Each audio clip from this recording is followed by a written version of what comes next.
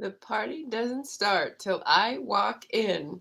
Obviously not true today because the chat is hopping over here, which is awesome. I was going to use that line for Barrett walking in, but so I started a minute early just because you guys are already here and don't want to keep you waiting. So I've got my notes, I've got my books, I've got my tea, which is now rapidly cooling, but I'll give it a show. This is a mug my mom has. In case Colin is there, he likes looking at people's mugs. So, yes, got that one in Ireland, I believe. Really pretty. So, we're talking mugs, we're talking tea, we're talking coffee. Let me just say hello to everybody. Shannon was here an hour early, which means she won't be late. Dan was here chatting about thumbnail. Thank you so much. I have a secret to share. Yes, secrets to spill. Yes, and I'm still not going to release their name because I don't want to like make it a big deal. They haven't done it before, so I don't want to put a bunch of pressure because that's what they're trying to avoid. So March 11th, the author panel will have this person, and that's why I'm just going to tease everybody. It's 2 months. You can handle it, I'm sure. Yes, building up the hype, Shannon had a recent keyword video. I was just watching that, and in the comments, it was awesome. Nicole is here. Adele is here. Sister Power. Lauren's asking about the interview later, and I'm going to pop that in the chat for sure. Dan is editing. Shannon is sharing. Good. We got some highs. Highs and lows. This is about the interview later on Barrett's channel. Shannon is promising with the interview fun, games, and giveaways. So that sounds very exciting. We're all hyped. More highs, more me's, more Starbucks, more emojis. I like this a lot. Am I ever gonna catch up with you guys? I'm trying to go fast here. All right, we're talking about not enough time to do all the things. Shannon wants to do Ko-fi as well as book plates, which is super cool and very unique. Journals with the book covers, revamp the class on Udemy, blog posts. Yeah, I hear ya. You need an assistant. She'll get one as soon as she can afford one.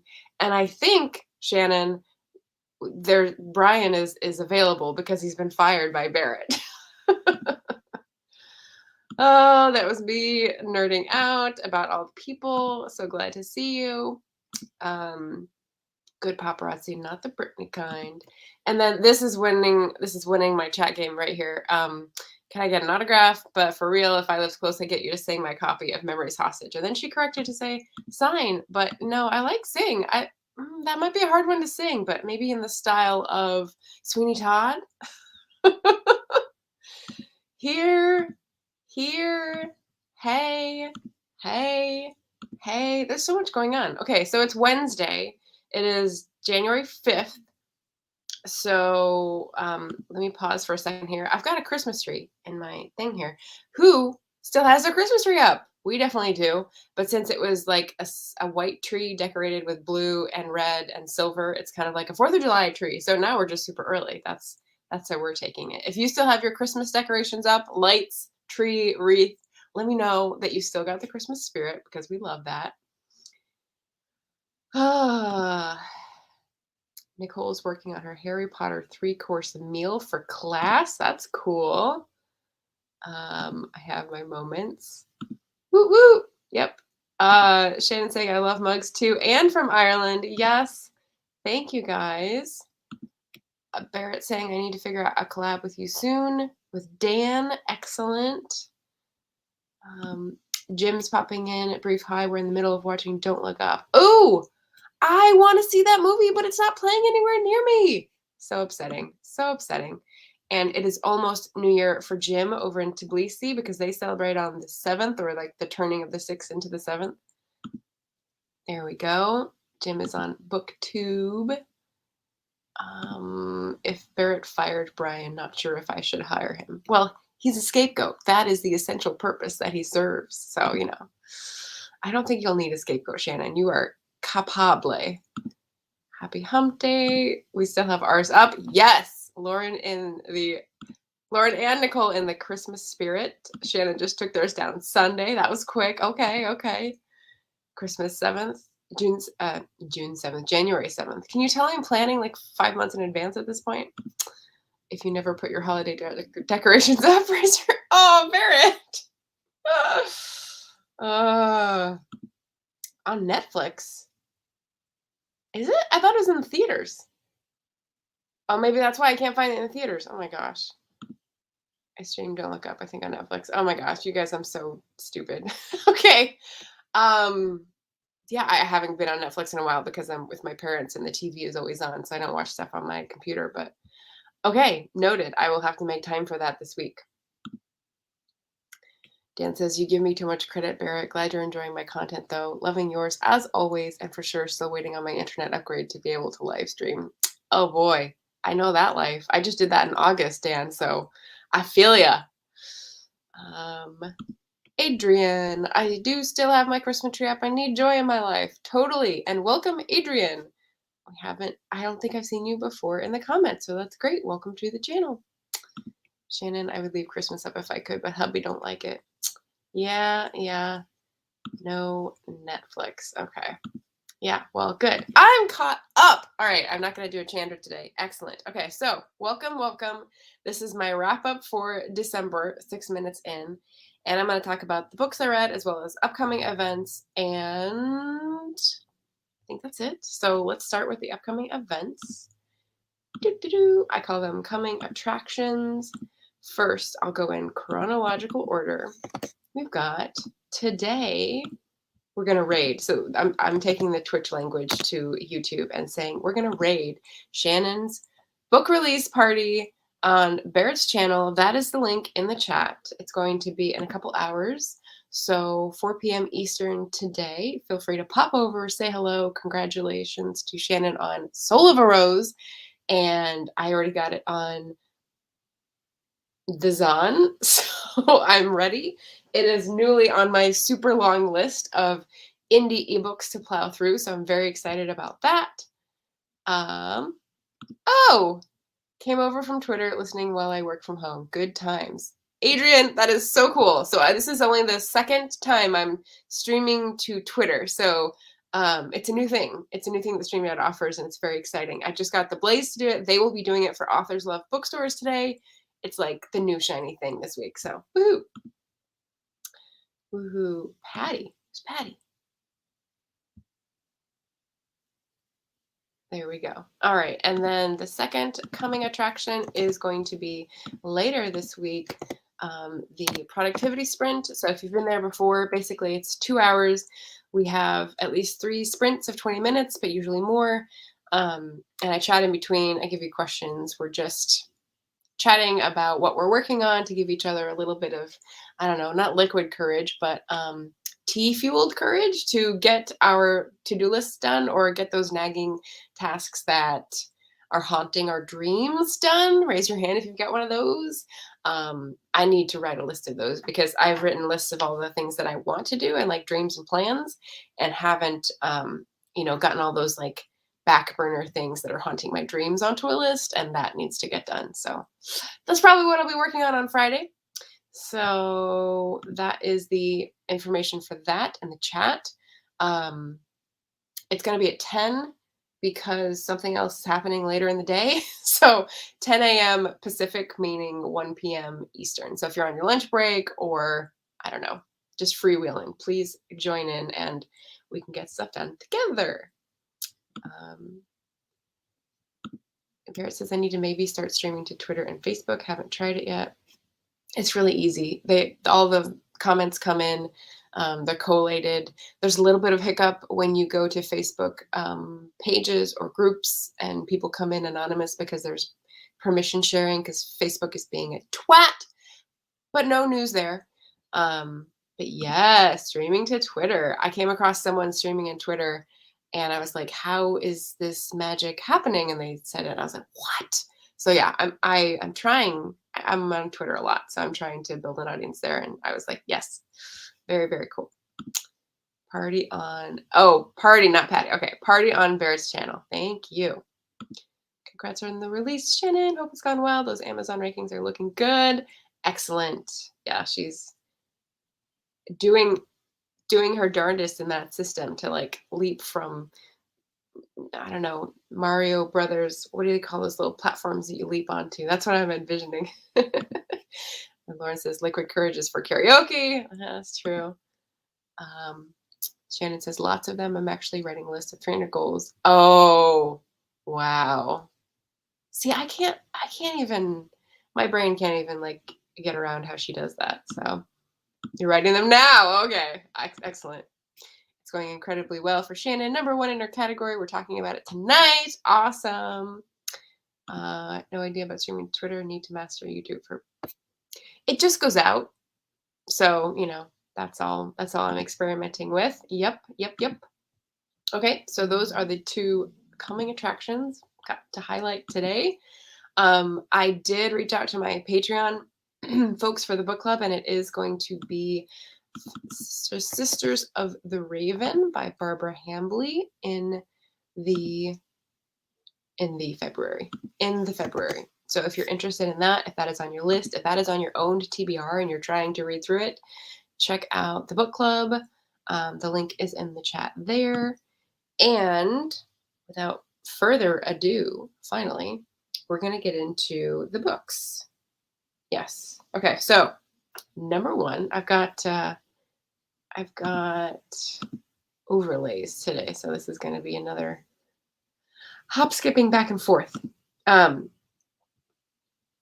So I'm not counting res rules in my wrap up for this month because I talked about it last month, even though I finished it in December last month, 2 months ago.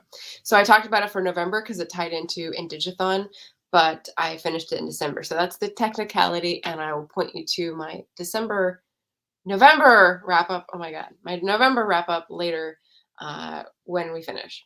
The first book I'm going to talk about in today's wrap up is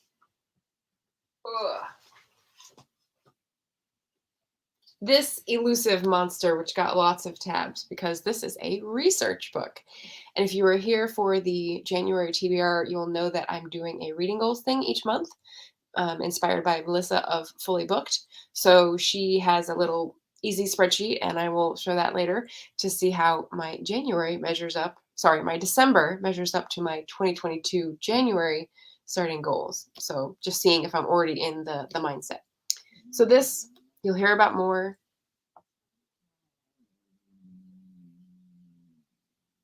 Can you guys hear that? Okay. If you can hear that, that's my cat behind this screen. He's curled up in a ball, and he's occasionally emitting like gurgling noises. So sorry about that. Or you're welcome if you enjoy cat gurgling noises. Joe is here. Hey, Joe. Joe Compton with Go Indie Now. Nice to see you here. Very low. Yeah. Cat, what is that? Sonogram or whatever they use, sonograph in submarines. Okay, so this is a nonfiction. This is is it indie? Publisher's credits. Lake Claremont Press. It's a very small press. It's like probably academic. But the first 100 pages were a little dense to get into. There were pieces that I liked, but then they split this into background and context, and then they launch into the pretend conversations that would have taken place in 1909. And so basically, sorry if you haven't seen this before, I am the queen of books you've never heard of, so no surprise. But if you haven't seen it before, it's about Jane Addams in Chicago in 1909, and the fact that she had a vision for Chicago developing in a certain way that held to the ideals of Hull House, which is a settlement house, which was basically trying to mix upper class people who were doing charity work with the communities they were trying to help and living in the area and talking to them as people instead of treating them as subjects. Imagine that. And so with those kind of ideals, she was trying to think of a way that Chicago could grow more equitably with less corruption and more thoughtful intention. And what happened in 1909 was Daniel Burnham had a different vision, or rather a less complete vision of how Chicago should grow, and it was all about supporting business and flattening things and doing a Baron Haussmann number on the town, and that is the one that ended up winning. So this switches into imagined conversations that Jane Addams and her cohort would have had discussing Daniel Burnham's plan and saying, what can we tell him to add to this? What can we change? And then at the end, there's like a womp womp sad horn about like, where could we have gone if we had chosen Jane Addams' vision instead? So it's kind of a strange mission for a book, but the details and the research and the footnotes were really great. So I'm definitely going to use this for when I get back to my 1893 Chicago book, because it seemed very valuable for all the themes I want to hit. So very, very fun. And it went faster as you got into the imagined conversation. So woohoo! JC is here. Can we do the line again, folks? The party doesn't start till JC walk in. There you go. Welcome, welcome. Okay, so that is book number 2-ish. We have next Scythe. Okay, so this is a YA fantasy, sort of. It's a series. I think it's a trilogy, and I got this from a friend. It's by Neal Schusterman, who I really loved. He wrote with his son the book Dry, and so this is my second book of his. It's not too big, especially because there's a lot of like line spacing there, whatever it's called. And it's a utopian with a twist. It's a land where the cloud has turned into an AI intelligence that sees everything and controls everything, except for people who have to kill people because death doesn't happen anymore. We can revive people. So it was a very interesting premise. I really liked his plotting style, and I thought I would love this, but it was good writing, good thematic elements, good pacing, but there was one plot point that made you assume something was true that I was like, I don't buy it. Why would that be true? And you just sort of had to go with it, and I was just sort of resisting the whole 2/3 of the book that I had to go with it. So I had a little problem, but it was an enjoyable book, and they do have interesting things to say about the culture. So if you are looking for a good sort of fast fantasy, I would recommend it, but don't expect it to be as thrilling as Dry, according to me. As Californian, Dry was like, hit me right there. So yes. Oh, did Katya walk in? Yay, Katya's here too. Hello, hello. Katya is dealing with a pupper and a new drafting a new project. So welcome. Nice to see you here. People are just chatting. Dan says, I need to get reading again. How do you structure your reading into your routine, Margaret? So for January, this is a great question. For January, so far, it's been just before bed, like 10 minutes, so not very great. But also when I get out to walk, I put my headphones on and I'm listening to an audiobook from Libro.fm, of course. And that's like 30 minutes to 60 minutes, depending on how long the walk is. And it's really the only time I get out of the house because of California and Omicron and elderly parents. So yeah. So as soon as I finish that book, I'll probably have to switch up how I divide my day. I went over it a little bit in the January TBR in terms of morning routine. Because basically I feel like I have control over when I wake up around 7 to like lunch, and then it all sort of goes to hooey because other people are involved. But yeah, so yeah, working different types of reading. Read, write, create, JC, and Anita is here. Hey Anita. Welcome, welcome. We're on book number 3, which is the library book. So, for those of you who know Beth Ann Bruninga Sokolar, another booktuber who's awesome and is in the Patreon book club, we read this, and she did 2, not vlogs, but like readings from this book. It's the library book by Susan Orlean, and I was so excited to read this. It's a nonfiction slash true crime slash memoir slash mm, cultural commentary. So very hard to categorize, which I love. And I hadn't read any of her things before, but we had 75% love, 25% loathe. So I was surprised that Sarah didn't get into this. But if you love libraries, if you love history, if you love people talking about books, like books about books, this scratches all those itches. Um, I read The Devil in the White City by Eric Larson, which is also a true crime history one, and he treated it very differently. It's not my thing. True crime is not my thing. Let me say that. But the way she goes into it, it was better. There was still a lot more emphasis than I would have included in Book of My Dreams, but we get to hear about the investigation, the lawsuit, the person himself who was accused, and his sad history. And it ends up non-conclusive. So I don't think it's a spoiler because that's history, but it gives you a lot to think about in terms of arson and all that kind of stuff. And has anyone heard of the 1986 biggest fire in a library in US history in Los Angeles? Because I don't know anyone that has unless they've read this book. So that sort of surprised me. So I think this is like 4.75. So very good read. Definite recommend. Very happy with my choices for the book club at the end of the year. Ba, ba, ba, ba. Nicole says, need to get back into reading, just haven't found one that's caught my interest. Well, BookTube is the place to go to find one of those books, hopefully. I mean, hopefully people are excited. Oh, Joe says he's been there. So the library, the Los Angeles Central Library, is a historical landmark because it was architected. It was designed by an architect named Goodhue. Easy to remember. And it's weird looking. It's definitely like 1920s when Hollywood was opening up, metropolitan looking, and like not my favorite, but it's classic and historical. So that's really cool. And Leah's here, a pen to paper. Sorry I'm late. There is no late. We're all just drifting through the great American mall of live streams. So no worries. Okay, so that is the library book. Definitely recommend.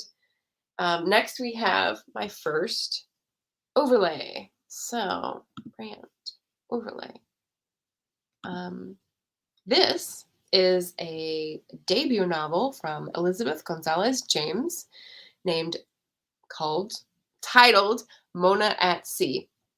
And this was a book I heard about from A Mighty Blaze because they were on the debut spotlight with Rachel Barenbaum, which is very exciting.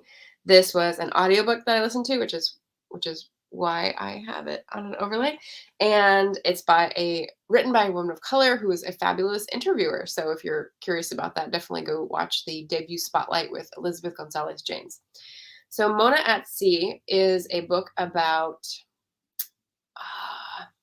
the 2008 recession and someone coming out of school at that time. So I was coming out of grad school, and Mona of the book is coming out of college. So it's like almost millennial, but a lot of the same themes that I felt going through. There's a content warning that there is cutting in this book, and I'd never come across that. So I definitely put that out there as something different to be aware of. But it's a really interesting cross-section or intersectional considering of all the pressures that hit a family at that point. So we've got a mother and father who are divorcing. We've got a mixed race main character. We've got the recession and the sort of expectation hangover that, like, I'm sure all of us went through at that point, as well as the creative urge with the expectations of parents, which is always a thing. And, having friends and having struggles. And I really liked the sort of side plots that were going in this. She goes to a support group, and there's like this really weird lady at the support group, but she ends up being really cool.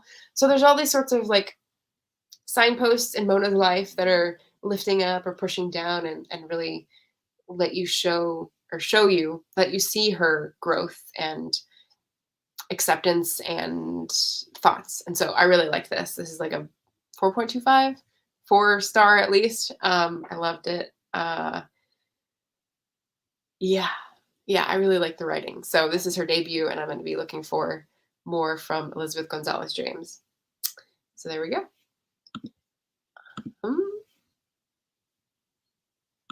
Oh, Joe says, I grew up in Southern California. It was one of our field trips as a kid. I've been to all the missions in Southern California too. Have you been to San Luis Obispo? I don't know if you consider that Southern California. I think it is, but yeah. San Luis Obispo de Tolosa. D. Blair Gold is here. Hola. Hey, hey, hey. Glad to have you here. Thanks for coming by. All right, so that was Mona at Sea. The next book I'm going to discuss, another winner. I had a really good reading month, I must say. This is a nonfiction that I ordered from Blackwell, so it's a UK cover, I'll say. So it's from the UK system.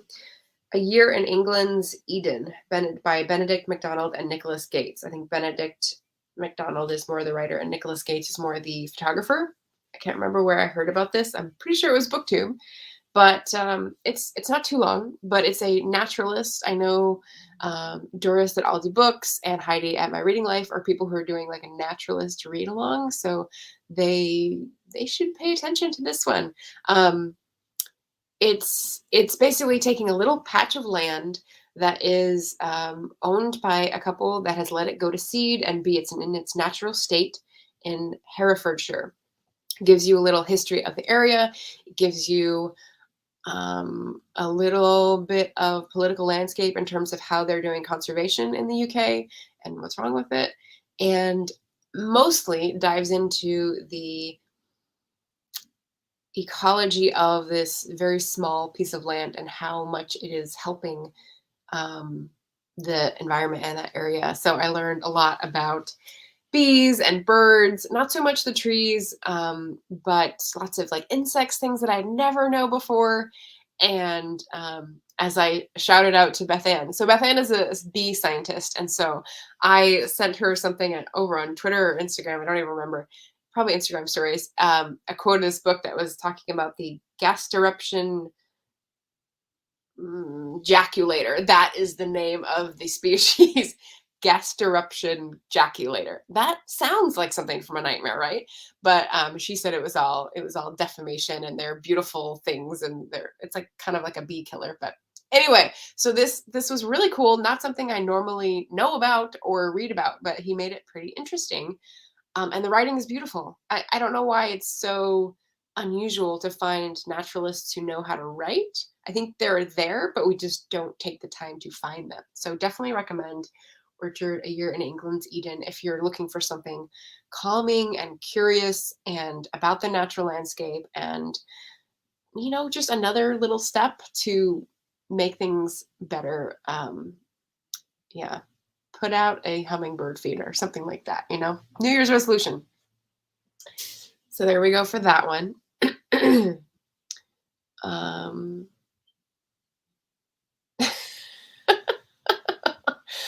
I'm behind. Okay, here we go. I just got up. Mr. Vlandis is here. Hello, hello. Joe says he's been to Slough and Hearst Castle. Awesome. Did you know we have a castle in California? It's called Hearst Castle. Yes, that Hearst. And we're saying hi. Katie. Katie's here. So I'm going to meet Katie later today. I'm so excited. Booktubers meeting IRL. Very excited. Late but high. And as I told the last person, there is no late, no worries. We're all just drifting through the cosmic train station of the live stream. So no worries. Hi. Barrett's saying interesting, which I think is about the bees. Shannon says, you just learned about the birds and the bees? Yeah, I'm a late bloomer. What can I say? Sounds like something from a birds and the bees story. Yeah. But he talks about how, and here I'll put the cards up to the dramatic reading, because I'm going to be reading a bit from this one. There's just it's just like a couple paragraphs and it'll put you deep into understanding how everything is linked in this tight environment. So he talks about migrations of species. He talks about um, sharing habitats, like who makes a nest and then who eventually colonizes it. He talked about solitary queen bees, where I was like, I didn't even know that was a thing. I thought they all had like hives and stuff. No. He talks about where birds will find tiny, tiny little holes and where they'll come back to them year after year. And they're like this big, they can get in. What they feather their nests with, like what the rotting fruit means, and bats. They talked about bats. They called the lesser horseshoe bats. I just loved all the titles of the species. I've never been into biology, so I've missed out on a lot of these beautiful names. And so like hearing them just dropped into conversation like they're normal is like, that's a what now? Like that's it's entertainment in itself. So that's been really fun. Thank you, Lauren. Nice to see different book recommendations here. Of course, I'm the queen of books you've never heard of, although some people have heard of them for sure. Sounds really good. Sounds beautiful. Thank you, Leah. Shannon says she always has a ton of cool books. And like I only brought a few down because I'm only going to be here for 6 weeks. And yet they've been piled onto. I wonder how that happened. Yes, thank you. Hello. Sako's in the chat. Hello, Sako, otherwise known as Cass Voigt. Yay. We got people with books in the chat. Shannon's listening while getting ready for Barrett's live and eating lunch. Awesome. Oh, I've got a weird Russian bot block. People saying hello. Shannon says, I'm excited to your guest spot on Colin's channel on Friday. Oh, yes. See, everyone's having fun. Saka says, hi, people. Yay. Awesome. Okay, so we're rounding third, heading towards home. The next book is going to be an overlay. This was Vera by Carol Edgarian. So this is not Vera of the UK mystery series. This is a different Vera. This is a popular name in the early part of the 20th century. So this is a historical fiction novel about the 1906 San Francisco earthquake. So cool. There's another book on my TBR, Susan Meissner's The Nature of Fragile Things, which is also about the 1906 San Francisco earthquake, and they came out within a year of each other. So I'm super excited for that one as well. It's my period. It's a little out of the location, but I like it for background detail. So I counted this as a research read, and it's so cool. So the narrator does a really great job switching voices, making it sound a little bit like, here, see, like that old movie dialect for certain people, and it's great. It's really great. So it's a young girl who is in an interesting position. She is sort of a foster daughter of someone on the down low because her real mother is a whorehouse madam of the highest ilk in San Francisco. So she's sort of hidden away, and she's got she's sort of on the brink of things at age 15, and the earthquake happens, the catastrophe, people die. She's thrust into a position of leadership. She has to learn, she meets new people, and she sort of takes charge. There's a bit about Chinatown. There's a very interesting character who is the Chinese cook at the bordello who ends up teaming up with her, and like all these really cool things. So lots of change and growth and commentary about that period, which is one of my favorites, 1906. So there we go. I definitely recommend Vera by Carol Edgarian. We've got people eating lunch. I'm happy to be your lunchtime soundtrack. We built the launch or the book release party. We've already launched on Art's channel. Yes. Yay. And Collins. If someone wants to drop in the link to Collins, I didn't do that beforehand. So let me know if Sako or Colin, if you're there, have a link, and I'll wrench you. So yeah, or someone can do it who's wrenched already. Okay, so after wrench, we have final paperback read. Let me take that off. which is Mediocre by Ijeoma Oluo, The Dangerous Legacy of White Male America. So I got this at Third Eye Books and Gifts in Portland, Oregon, a Black-owned bookstore, which is fabulous and sprung up during the pandemic, so you know they're working hard.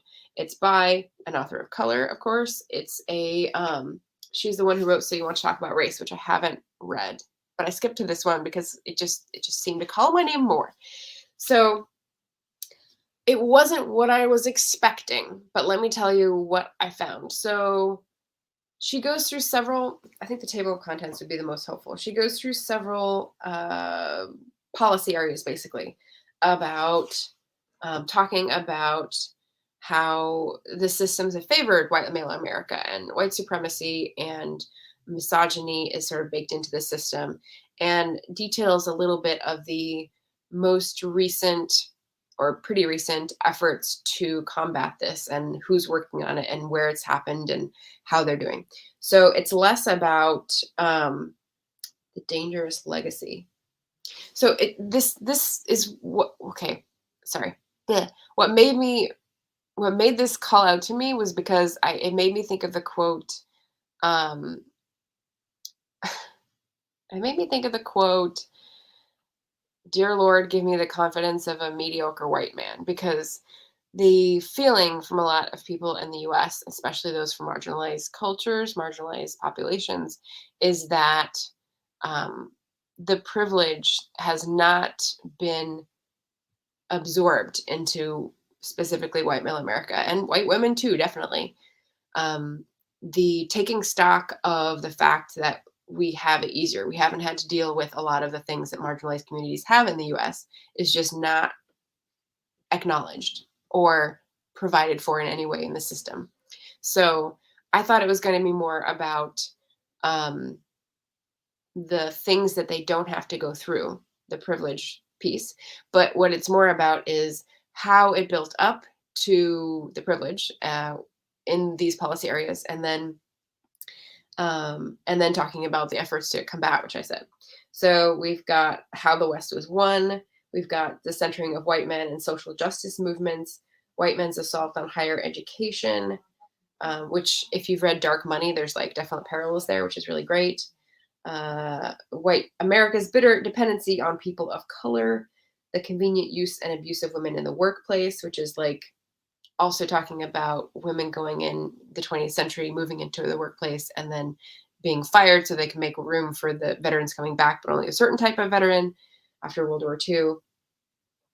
When women of color challenge the political status quo. And the last one, which is super interesting to me, football and the fear of black men. So that was not just Colin Kaepernick, but like other protests that have been going on in the land of football, which of course, like I don't pay attention to, but it was really interesting to see it play out. And she doesn't pay attention to it either, so she had to like bring us all in, which is nice, to understand why football is so toxic. And here's the teaser for the football one.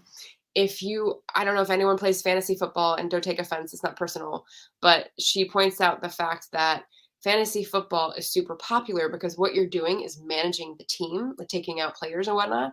And that means you're identifying with the managers and the coaches, and those are overwhelmingly white. So of course you're not identifying with the players who have to be, this tall and this like muscle bound and get concussions and are out in a few years, like, and are black. So it's like, not all of them obviously, but it's this thinking about why we're still holding the shape of this legacy system. And yeah, so the football one I think was the most interesting for me, strangely enough. But yeah. I need to catch up again. Okay. Katie is also on lunch break. Yes, Lunchtime Soundtrack by Margaret Bernard. Shannon says he doesn't have the preview up for the video for Friday, but it's at 8 Greenwich Mean Time on his channel. Sweet. Okay, so we've got Colin's channel link in there. Perfect. Contributing to the lunch conversation. I'm having Chinese and Starbucks coffee. That's an interesting combination. Starbucks, you'll get a no from me. Sorry. Katie's saying, I'm jealous of your Starbucks. I'm just having a tuna fish sandwich. Well, I just had toast. toast and butter. So yeah. Um, Adrian saying, "Ooh, I think this is about this book." So yeah, I definitely recommend. She says it's a really great point. Lots of good stuff. And spicy fish. Kay says it's really interesting. My husband, who is Black, loves football and plays fantasy, so I'll be interested in reading Mediocre and talking to him about that. Yeah, and it's the last chapter, so you have to go through all the other ones to get to it. But the education one was really interesting. And yeah, it's like little pockets of history that you don't know why something came about. Like the Cowboys and Indians one, the first one, how the West was won. The cult of manliness, and like there's so much good stuff in here. So I really like Ijeoma Oluo's writing, and definitely encourage anyone to pick that up and read it if you haven't. So that is the last paperback book, and we've got 2 more left on overlay. I've got my indie pick here, which is, there we go, Bloodmark. I found this author, Joanna, or JP McLean, on Joe's channel at Go Indie Now. And it's a fantasy, as you can hopefully tell from the title. It's a paranormal thriller, basically. And what I had said before is that I was surprised that there wasn't romance, because normally when I read paranormal, it's romance. And this is definitely more thriller. So if that is your thing, I definitely recommend it. It's pretty steadily paced. It's not bang, bang, bang. So let's see. This character has a sort of birthmark, blood red tattoo on her thing, I should say, across her body, and she's lived with it and hated it because it's striking looking and makes people look at her weird. And she's also a product of the foster system. So she has sort of graduated, sort of as a success story of graduating from that, but there's sort of a countdown to some weird things happening around her birthday, and things going weird with someone wanting to know more about her birthmark / tattoo thing.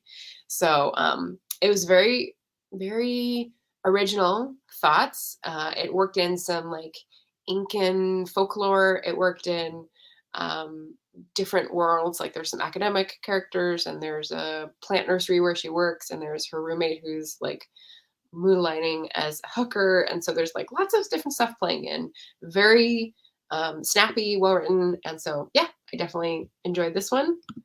I need to catch up on the chat again. Okay.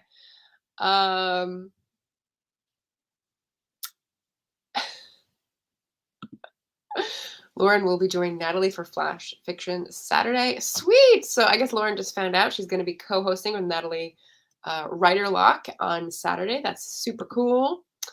I just said no to Starbucks. How could I? How could I? Because I don't like coffee. And yeah, I don't even like their baked treats because I don't know. I just always rather support an indie coffee shop over Starbucks. Allison says, just lurking while reorganizing my desk. Mediocre sounds interesting. Ijeoma Oluo does some rad thinking. Sweet. Yeah, I'll loan it to you when I get back if you like. Yeah, I really liked engaging with some of the thoughts she was putting out there. Same here. My hubby actually won the championship in his fantasy league.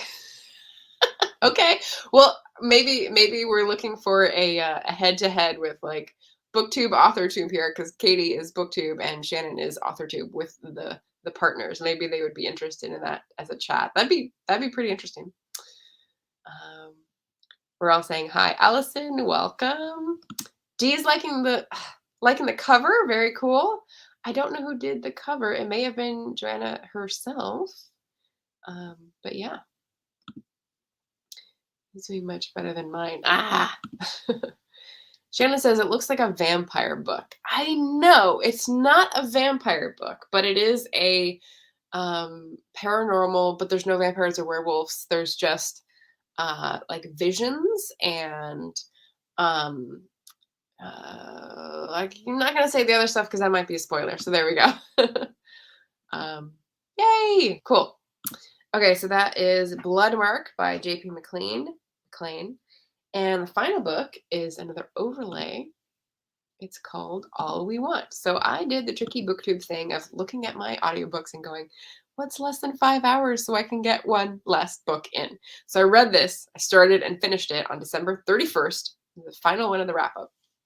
And it's by Michael Harris, Building the Life We Cannot Buy. And so I definitely got this on Libro.fm. So let's give them some love here.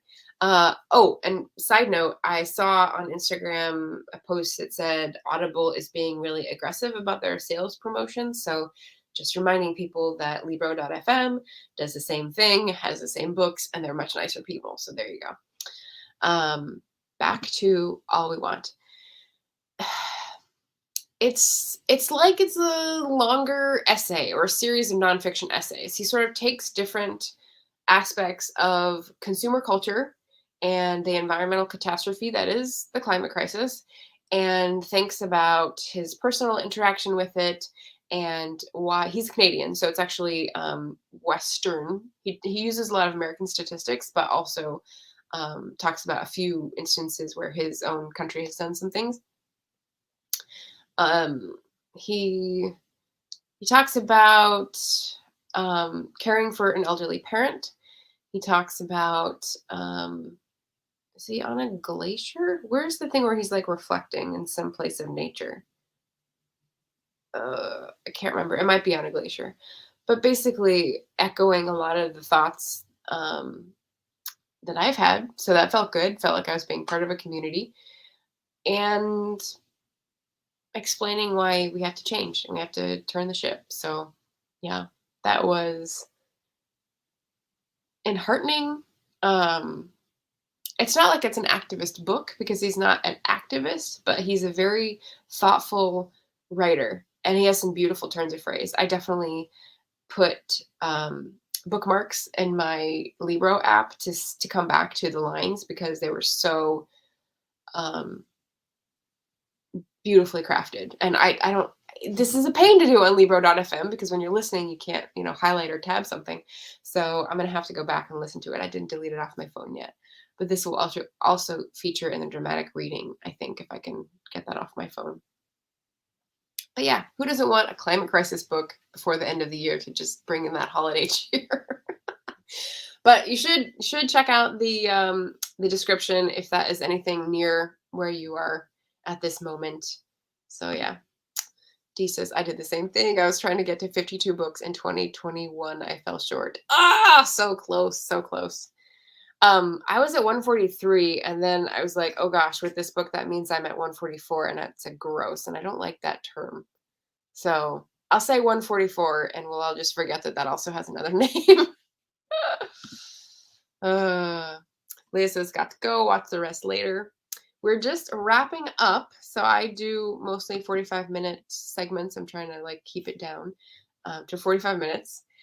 And that is it, I think. So let me take that off and take that off.